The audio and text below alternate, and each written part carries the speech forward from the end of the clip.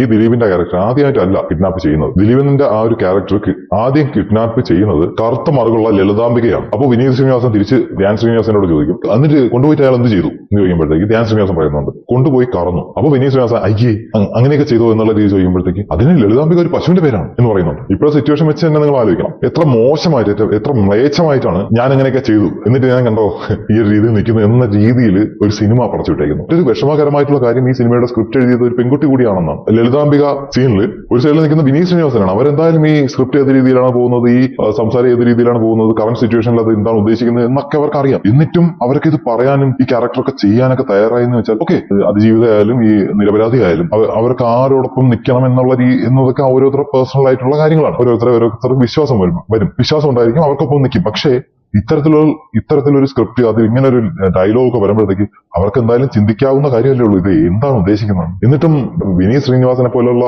ആൾക്കാരൊക്കെ ഇതിന് നിന്നോർത്തു എന്ന് പറയുമ്പോഴത്തേക്കാണ് ഒരിക്കലും പ്രതീക്ഷിച്ചില്ല. പിന്നെ